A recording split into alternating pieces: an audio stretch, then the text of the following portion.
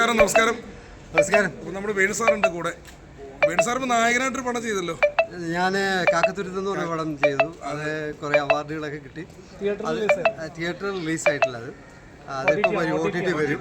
അതിലുപരി വേണു സാറിന്റെ പ്രത്യേകത എന്ന് വെച്ചാൽ സിറ്റി പോലീസ് ഡയറക്ടറാണ്. സിറ്റി പോലീസ്, കീർത്തനം, അങ്ങനെ ഒരുപാട് സിനിമ. സുരേഷ് ഗോപിയാണ് നായകനായിട്ട് അഭിനയിച്ചത്. അതെ, കാരണം വെച്ചാൽ ഞാൻ ഒത്തിരി പേരുടെ കൂടെ വർക്ക് ചെയ്യുന്നുണ്ട്. ഭരതൻ പത്മരാജൻ, ഒരുപാട് ഭരതൻ പത്മരാജൻ, പിന്നെ ഒരുപാട് ഡയറക്ടേഴ്സ്, തോപ്പിൽ ബാസിയുടെ കൂടെ വർക്ക് ചെയ്യുന്നുണ്ട്. പിന്നെ അങ്ങനെ ഒത്തിരി ഡയറക്ടേഴ്സിൻ്റെ കൂടെ ഞാൻ വർക്ക് ചെയ്യാനുള്ള ഭാഗ്യം എനിക്കുണ്ടായിട്ടുണ്ട്. മാത്രമല്ല ഡെന്നീസ് ജോസഫിൻ്റെ കൂടെ അഥർവം മുതൽ ആകാശദൂരെ ഞാൻ കൂടെ ഉണ്ടായിരുന്നു പുള്ളിയുടെ. പുള്ളി അത് എല്ലാ ചാനലിലും പറയുന്നുണ്ടായിരുന്നു. പിന്നെ ഇപ്പോൾ എൻ്റെ ആ സിനിമ, ഞാൻ അഭിനയിച്ച സിനിമ ചെന്നൈ ഫിലിം ഫെസ്റ്റിവലിലുണ്ടായിരുന്നു. അത് കണ്ടിട്ട് ഇപ്പോൾ ഒരു തമിഴ് സിനിമ ഞാൻ അഭിനയിച്ചു, തോഴൽ ചെകുവര.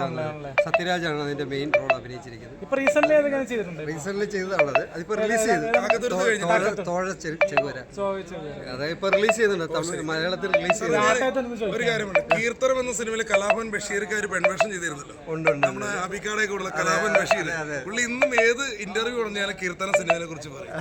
ഇന്ന് യൂട്യൂബിൽ ഒരുപാട് കാഴ്ചക്കാരുള്ള സിനിമയാണ് കീർത്തന. അത് മാത്രമല്ല, അദ്ദേഹത്തെ ഇപ്പൊ പലരും ഞാൻ പറഞ്ഞില്ലേ, ഞാനങ്ങനെ പുതിയ ആൾക്കാരെ വെച്ച് പടം ചെയ്യാൻ ആഗ്രഹിക്കുന്ന ഒരാളായിരുന്നു. അപ്പോൾ ആർട്ടിസ്റ്റുകളൊന്നും ഞാൻ വലിയ ആർട്ടിസ്റ്റുകളെ തേടി പോകാറില്ല. ഒരാളുടെ ഡേറ്റ് ചെയ്യാൻ ഇന്നുവരെ ഇപ്പോൾ മോഹൻലാലും മമ്മൂട്ടിയൊക്കെ എനിക്ക് നല്ല പരിചയമുണ്ട്. മോഹൻലാലിനെയും മമ്മൂട്ടിയുടെ കൂടെ ഒരുപാട് പടം വർക്ക് ചെയ്തിട്ടുണ്ടെങ്കിൽ പോലും ഞാൻ ആരെയും ശല്യപ്പെടുത്താറില്ല. ഞാൻ എനിക്ക് ഒതുങ്ങുന്ന എൻ്റെ ഇത് വെച്ചിട്ടാണ് ഞാൻ സിറ്റി പോലീസ് കണ്ടാണ് അന്ന് കാലഘട്ടത്തിൽ പഴയ സിനിമകൾ ചെയ്യുന്നത്. ഋഷഭ് ഒരു പ്രൊഡ്യൂസറാണ്, വെബ് സീരീസ് പ്രൊഡ്യൂസ് ചെയ്യുന്നുണ്ട്. ഇത് കലാഭവൻ ചാനലൊക്കെ ഉണ്ട് സ്വന്തമായിട്ട്.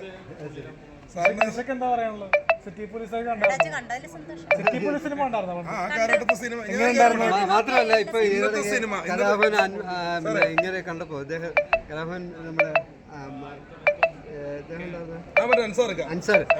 കലാഭവൻ അൻസർ ഉണ്ടപ്പോൾ അൻസാർ എന്നെ മണിയെ പരിചയപ്പെടുത്തും. അപ്പോൾ മണിയുടെ പാട്ട് പാടിയപ്പോൾ ഞാൻ ശരിക്കും വേറൊരു തലത്തിലേക്ക് ഞാൻ പോകുമായിരുന്നു. ശരിക്കും മണിച്ചേട്ടൻ്റെ മണിയുടെ കൂടെ എന്ന് വെച്ചാൽ മണി എന്നെ കാണാനായിട്ട് മദ്രാസിൽ ഞാൻ ഭരതേട്ടൻ്റെ കൂടെ വർക്ക് ചെയ്യുമ്പോഴാണ് എന്നെ കാണാൻ വരുന്നത്. അതൊരു കറുത്ത് മെലിഞ്ഞൊരു അദ്ദേഹം എന്നെ കാണാൻ വന്നു പോയി. അതിനുശേഷം ഇവിടെ കവിത ടൂറിസ്റ്റ് ഹോമിൽ വെച്ചിട്ട് അൻസാറാണ് എന്നെ പരിചയപ്പെടുന്നത്. അതൊരു ചെറിയ ഫോട്ടോ പുള്ളിയുടെ ഫോൺ നമ്പരൊക്കെ എഴുതിയിട്ട് എനിക്ക് തന്നിരുന്നു. അത് എനിക്ക് തോന്നുന്നു ഒരു മൂന്നാമത്തെ ചിത്രം ആണെന്ന് തോന്നുന്നു. പുള്ളിയുടെ മൂന്നാമത്തെ ചിത്രം എൻ്റെ കൂടെയാണ് വർക്ക് ചെയ്തത്. പുഷ്പൊക്കെയാണ് അഭിനയിച്ചത്. ആ പടം ഇടയ്ക്ക് ഒരു ചില പ്രോബ്ലംസ് ഉണ്ടായി. നമ്മുടെ പിന്നെ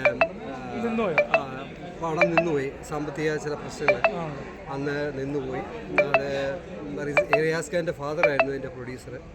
റിയാസ് ഖാനൊക്കെ ആ പടത്തിലായിരുന്നു വന്നിരുന്നത്, ആദ്യമായിട്ട് വന്നത്. ഒത്തിരി പേരുണ്ട്. അത് ചെറുപ്പക്കാരെ വെച്ചാണ് ഞാനൊന്ന് പടം ചെയ്തത്. ഇന്നത്തെ പുതിയ ട്രെൻഡ് ചെയ്യുന്ന പോലെ തന്നെ അന്ന് ചെയ്തതാണ്. അതെന്തോ ബാക്കിയൊക്കെ ഉണ്ടെന്ന് നിന്നുപോയി. രതീഷ് ഞാനും ഒക്കെ ആയിരുന്നു അതിൻ്റെ കൂടെ ഉണ്ടായിരുന്നു പാർട്ണറായി. ചോദിക്കാനുള്ള പണ്ടത്തെ കാലത്തെ സിനിമകളിൽ വെച്ച് നോക്കുമ്പോൾ ഇപ്പോൾ ഇന്നത്തെ ന്യൂ ജെൻ പിള്ളേരുടെ എന്താ പറയാനുള്ളത്? ന്യൂ ജെൻ സിനിമയോട് പറയാൻ എനിക്കൊന്നുമില്ല. കാരണം ഞാൻ ഇപ്പോൾ വർക്ക് ചെയ്തപ്പോഴാണ് ഞാൻ അറിയുന്നത്. കാരണം വെച്ചാൽ ഞാനിപ്പോൾ വർക്ക് ചെയ്ത ഒരു സിനിമ, അഭിനയിക്കാൻ പോയ സിനിമ, അദ്ദേഹത്തിന് 24 വയസ്സേ ഉള്ളൂ, ചെറുപ്പക്കാരനായ സിനിമ. ഞാൻ മലയാളിയായിട്ട് ഞാൻ മാത്രമേ ഉള്ളൂ തമിഴിൽ. അദ്ദേഹം എനിക്ക് വന്ന് പറഞ്ഞു തന്ന രീതി കേട്ടപ്പോൾ ഞാൻ അതിശയിച്ചു പോയി. ഒരു എത്രത്തോളം മനസ്സിൽ സിനിമയുണ്ട് എന്ന് ഞാനും അറിയുന്നു. അതാണ് വേണ്ടത് നമുക്ക് എപ്പോഴും. ആ ഒരു സിനിമയെക്കുറിച്ച് നല്ല ധാരണ. ഇന്നൊരു 10 സിനിമ ഒരു വെള്ളിയാഴ്ച ഇറങ്ങുന്നത്, അതിനെപ്പറ്റി എന്താ താങ്കളുടെ ഒരു അഭിപ്രായം? അതൊരു നല്ല കാര്യമാണ്.